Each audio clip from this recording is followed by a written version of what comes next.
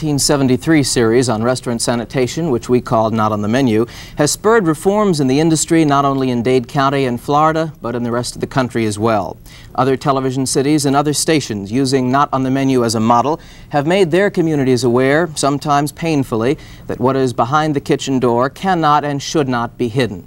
WTVJ turned the spotlight on restaurant sanitation beginning in March of last year, following Dade health inspectors on routine checks. What we found was often not pretty. In fact, close to 60% of the eateries routinely inspected were rated poor or worse. And what could the health department do? Virtually nothing. Due to a serious deficiency in the law, the health department at the time had no enforcement power.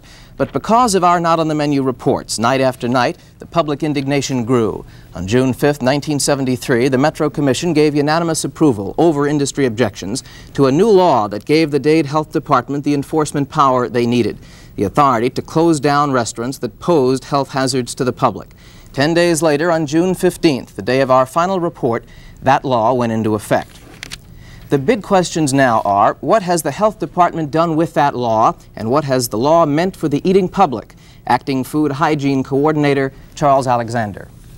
It means for every person that eats out into the restaurants, they are having a much cleaner and a much safer place to eat. What about the difference in attitude over the past years of restaurateurs? Oh, the difference in attitude has changed tremendously, Bob.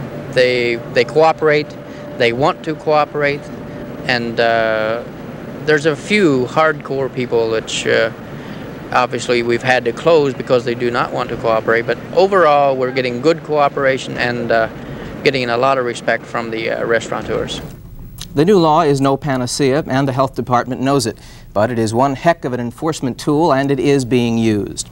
In the year prior to Not on the Menu and the closure law, there were no restaurants closed. Since June 15, 1973, though, there have been 159 closures, including the latest one earlier today, the Sambo's at 2701 Collins Avenue on Miami Beach. All dirty restaurants are given a chance to clean up before being told to close. Most cooperate willingly, some don't. Just last month, the health department had to close the Rusty Pelican, a well-known Key Biscayne restaurant which the department says has not been cooperative. It has since reopened. The quaint country store restaurant at Coconut Grove Landmark was also closed last month until it cleaned up. And the Golden Nugget restaurant at 2700 West Flagler represents what the health department says now is its major problem, that of repeat violators. The West Flagler Golden Nugget has been closed down 3 times since December, correcting its violations after each closure, but slipping back into its old habits afterward. Beginning tomorrow, we will go back into the field with health inspectors each day to see how much improvement a year has brought and to see just how much is still not on the menu. Last year, the Florida Restaurant Association fought us all the way. This time, we hope the industry, too, will be with us. Jim? Broward teachers plan their salary. Bob Mayer's latest series, Still Not on the Menu, enters its second night tonight with a close look behind one restaurant's kitchen door. Bob? Our ground rules this year, as we attempt to find out what is still not on the menu, will be slightly different than the last time around. While we will be going with health inspectors to many restaurants on a random basis, we will also be returning to some of the same establishments we visited last year. As always, we will not bring our cameras into any restaurant without management permission. The Town restaurant at 153 Northeast 1st Street in downtown Miami was chosen as our first stop because it was one of last year's worst. Suffice it to say, inspectors said last summer the Town was absolutely filthy. Publicity because of that inspection last year. Because of it, the owners closed the place down and eventually sold it. The new owners, according to Inspector Charles Alexander, have done a good job in bringing up the Town's standards, although much remains to be done. Owners Ross O'Country and Manny Lieberman were polite, cooperative, and allowed our cameras inside. Outer food preparation areas were clean, including the glass cooler cases, which showed no evidence of filth buildup. One reach-in refrigerator obviously was dirty, and inspectors ordered it to be cleaned up. The meat slicer blade had only fresh meat on it, indicating regular cleaning, and the Town's dining area and restrooms were also in good shape.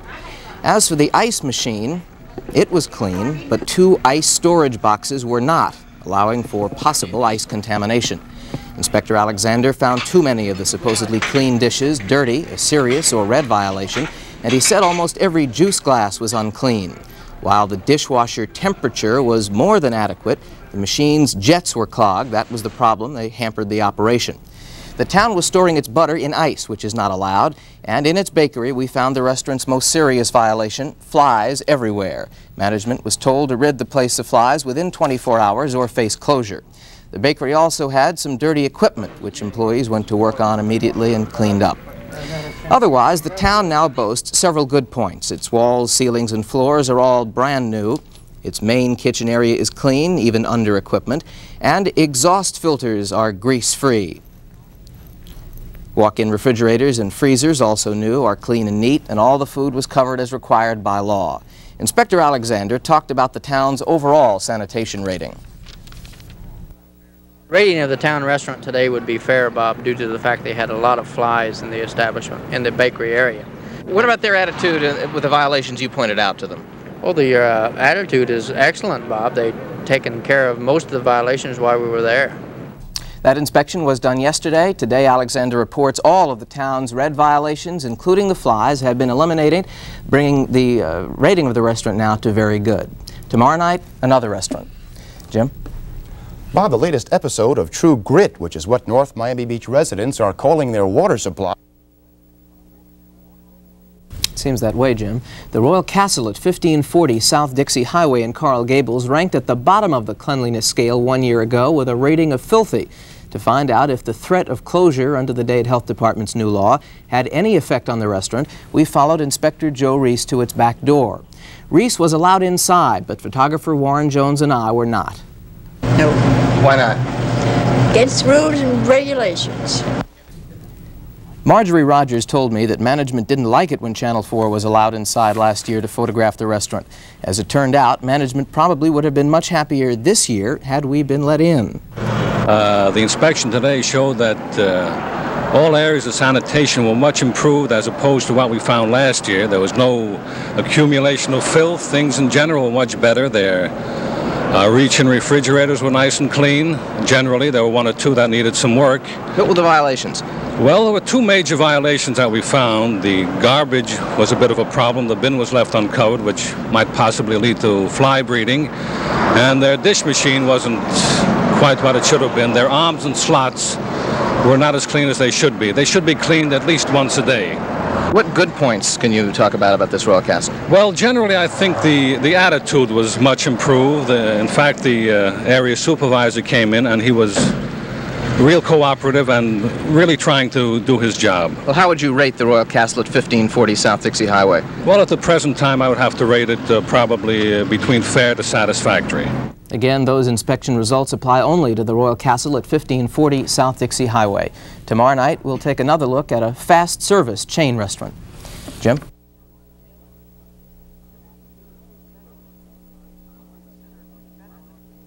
Look considerably better than it did at the same time last year, while at the same time, fewer restaurants are permitting our cameras inside so the public can see for itself.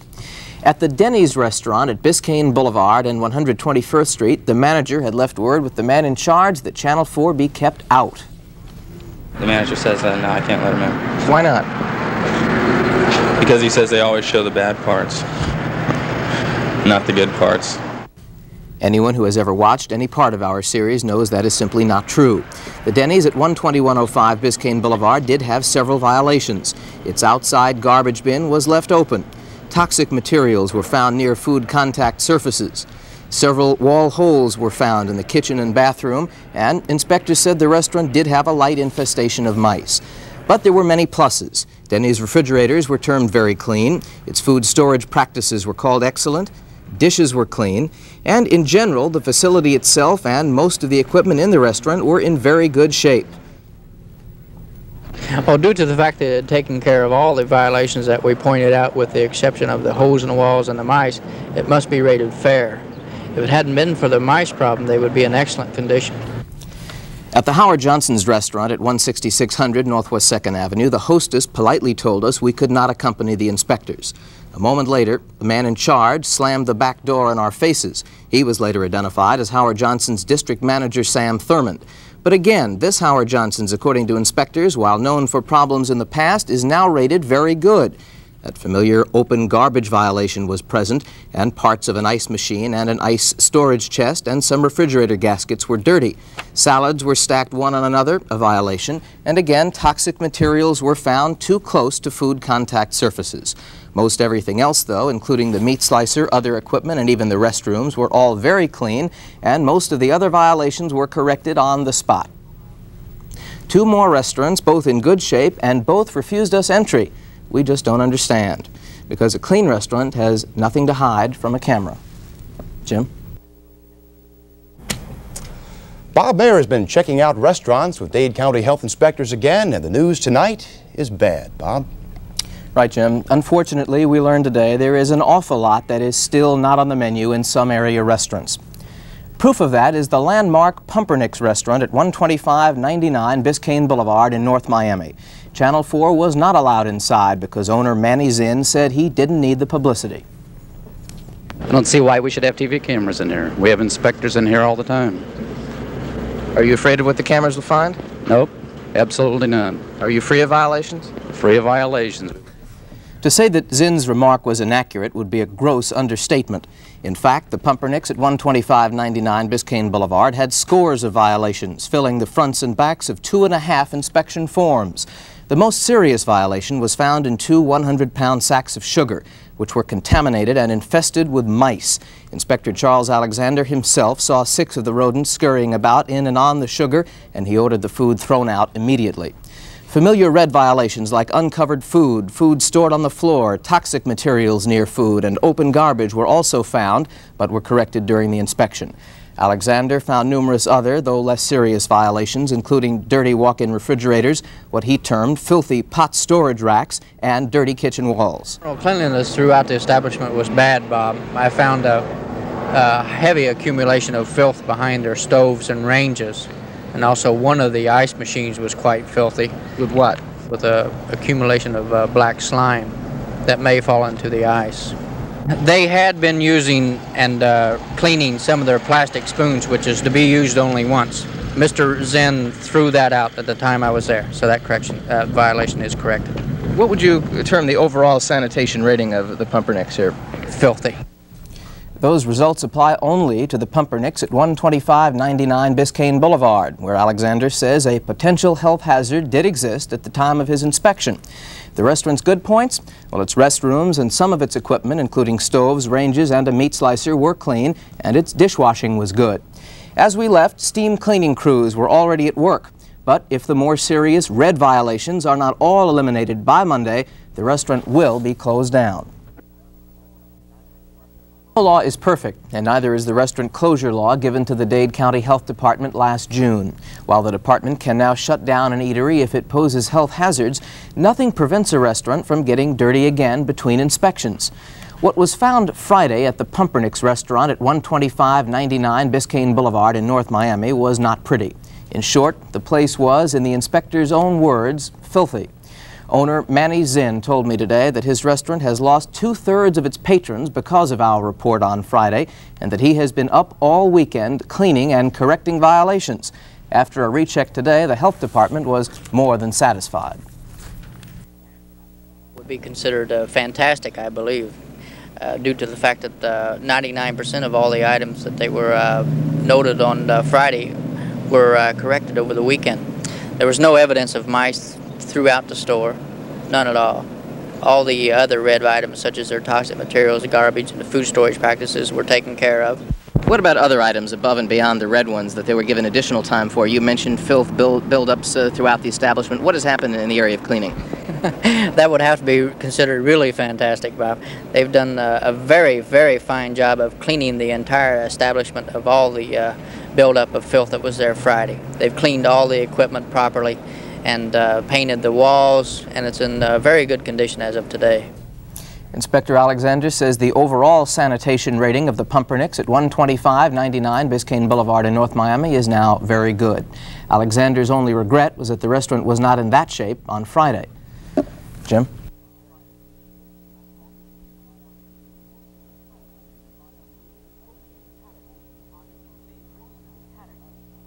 The Post and Paddock is a posh eatery at 9650 East Bay Harbor Drive on Bay Harbor Island. The manager did not allow us to accompany health inspectors, but he did indicate he was quite familiar with Still Not on the Menu. Do you think we've been fair to the restaurants during our series? Yeah, I think so, yeah. I've watched it, and I think so. You can't tell a book by its cover, and you can't determine the cleanliness of a restaurant by its name or its location. After a check of the Post and Paddock today, inspectors said it was in terrible shape. General cleaning, I found extremely poor. Actually, it's the worst I've seen in months. Particularly, specifically, what was wrong? Oh, that's hard to particularize because it was so uniform. Well, the cooking range area, the food preparation tables, corners and walls. Just dirty? Extremely dirty. There were large accumulations of decayed food, scores of dead roaches. And near equipment? Yes, in and around equipment, almost universally throughout the place. The meat slicer was dirty, and it should actually should have been thrown out perhaps a year ago. What were the worst items, the red serious violations? There was the presence of flies in the establishment. The garbage cans were unwashed. There was also grease spillage in the garbage area in the rear. There was dirty silverware stored in dirty containers. There was the presence of toxic materials stored near foods or food contact surfaces. Would you say the conditions at the Post and Paddock today would indicate that there is a potential health hazard to people who might eat here? Definitely so, yes. Why? Well, when the dirt is so widespread, a whole host of possibilities exist for contamination of food. Asked to give an overall sanitation rating for the Post and Paddock, Inspector John Paul said, and we quote, "It's about as filthy as they come. If the red violations are not corrected by tomorrow, the restaurant will be closed down." Jim?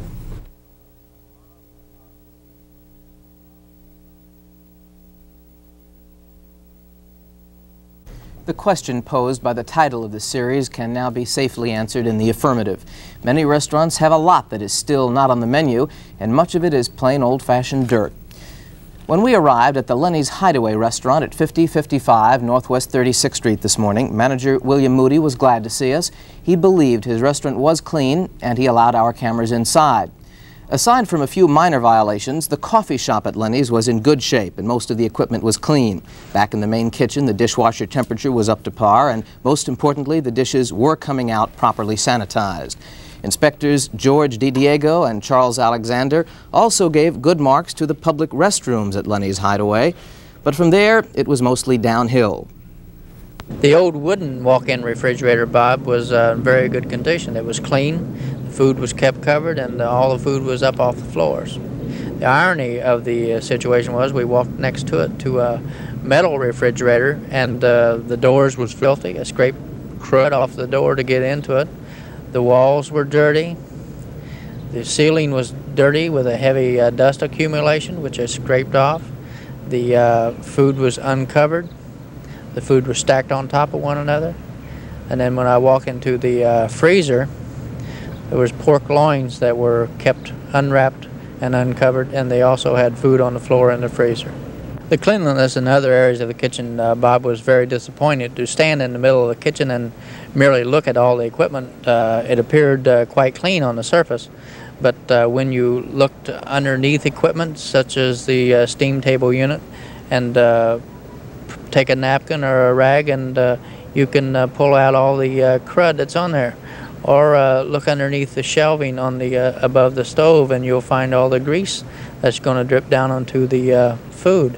Also, even on top of the shelving, you can take a knife or something and scrape it off as much as 1/8 of an inch thick where it never been cleaned. What today would be your overall sanitation rating of Lenny's Hideaway? Poor. Of all those violations, only the restaurant's food storage practices were in the red category, the category suggesting imminent danger. Manager William Moody said he was shocked at the uncleanliness, but that he was glad we came. He said we opened his eyes and that Lenny's Hideaway would be spotless by Friday. The health department will see to that. Jim?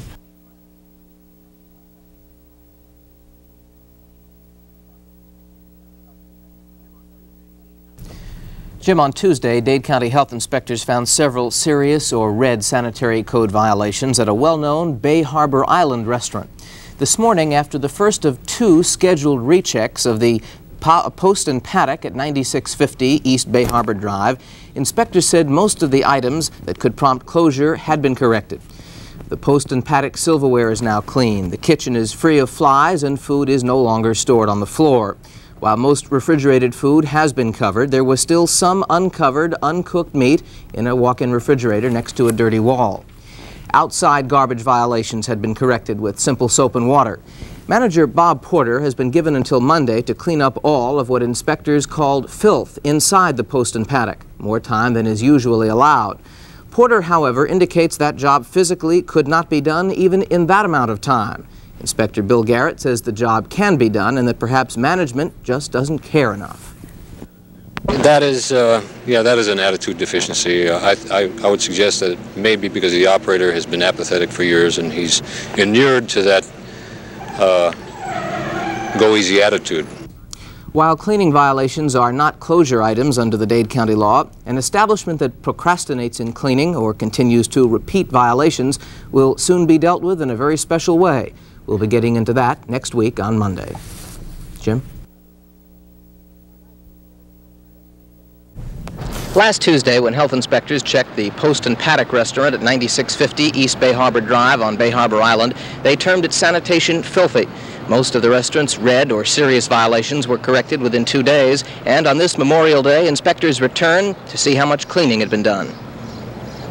They have done quite a bit of cleaning, Bob. They have gotten outside help and advisory help and actual physical labor work, and they have done quite a bit of cleaning. The refrigerators, the walk-in refrigerators have been thoroughly cleaned. The food mixing equipment, the juice squeezers, the walls, the floors have received a substantial cleaning. Everything to your satisfaction?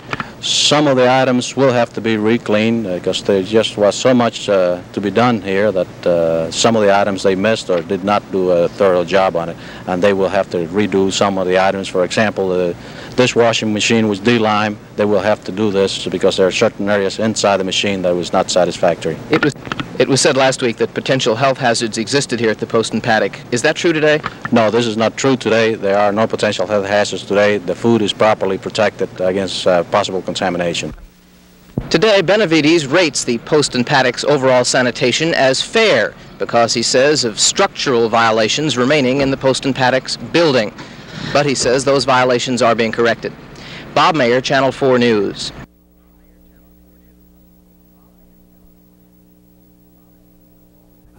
The restaurant closure law has without question worked. It has in fact been used 165 times in the last year, and Dade Health Department officials say that Dade restaurants now are complying with sanitation regulations better than ever before.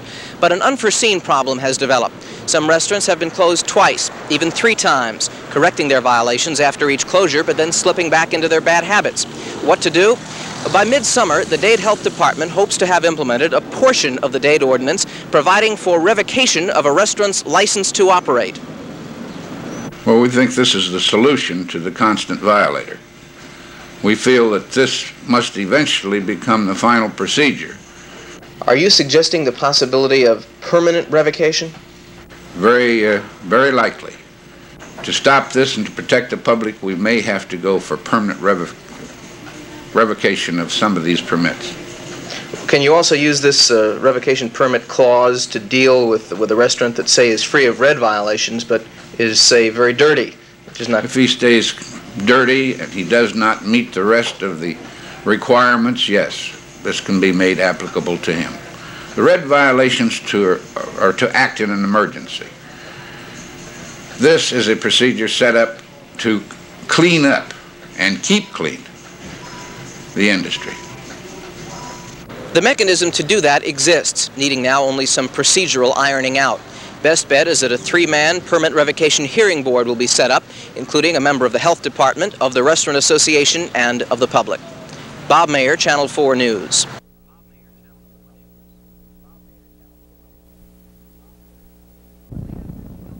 It is shortly after 12 midnight in the kitchen of a restaurant somewhere in Greater Miami. What is happening here in the wee hours of this morning is somewhat symbolic of the progress that has been made in the past year by the Dade County Health Department in keeping Greater Miami area restaurants clean. This kitchen, without question, is dirty. But slowly, the layers of sludge that have accumulated from constant cooking and inadequate cleaning are being removed by a process known as steam cleaning. The man doing it is 38-year-old Carol Jalbert of Hollywood. Until a year ago, his one-man operation didn't have much to do. Some homes, pools, even sidewalks, and about 35 restaurants. But then came Channel 4's Not on the Menu series and new restaurant closure laws in Dade and Broward counties. Now, Jalbert has more than 300 steady restaurant accounts. It all happened very fast after the initial publicity on restaurants last spring. My business increased overnight, 200%. You think it's due to the crackdown by the health department? Oh, definitely. A lot of restaurants have retained me on a periodic basis to clean them periodically, like every 60 days or every 90 days. I put in about 18 hours a day, 7 days a week sometimes. It's a service that they can't do themselves. It's something they just practically impossible because of the help. All restaurants got a health problem, and nobody's going to work for you and do the hidden things. They're going to brush off what's on the surface, and what's hidden they're not going to bother.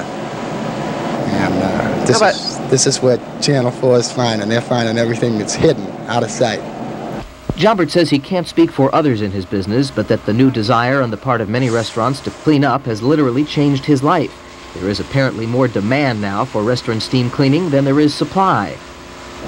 Right now, I find today I could have 3 trucks on the road working day and night. You have more work than you can handle then? I could get more work than I could handle. I'm handling just what I want to handle right now. Carol Jalbert is one man doing one job here this morning, but his experience in the last year is also one more piece of evidence that because of the stringent new restaurant closure law in Dade and similar ones in Broward, establishments like this have a greater incentive to stay clean. That, of course, means the public can have greater confidence in eating out. Bob Mayer, Channel 4 News.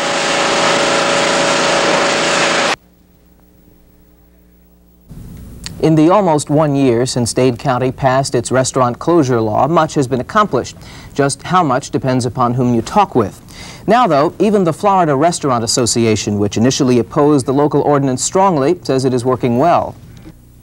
Well, I think that by and large, the regulation is a very strong one, as we all know. It has not been abused by the health department. It's been adjudicated very fairly. I think that by and large, most of our restaurants agree that the law is tough, but it's being handled properly. They're going to cooperate. There's going to be complete cooperation, as there always has been, with the health departments and other inspection agencies of the state. How does the Restaurant Association feel about plans by the Dade County Health Department to revoke the licenses, perhaps permanently, of restaurants that are consistent violators? In the cases where there is that type of an operation of imminent danger, and it continues to be so, I think they should use the power. I think our whole association would. I think, however, the public must know one thing, that not all of the restaurants in Dade County come off with the bad features that you might show on TV. I think they ought to know that the majority of them, and more than the majority, almost to the extent of just a few are bad, but the rest are good, and it's nice to eat out, and it's still safe to eat out in our places. The Dade County Health Department says that unfortunately statistics do not bear out all of that statement. Spokesman Louis Benavides said today, and we quote, "A large percentage of restaurants still have major violations. But," says Benavides, "restaurant sanitation is much better now than it was a year ago." He claims the department has made more progress in this year than in the preceding 15 years, and that within another 5 years, all restaurants here will meet state standards. One final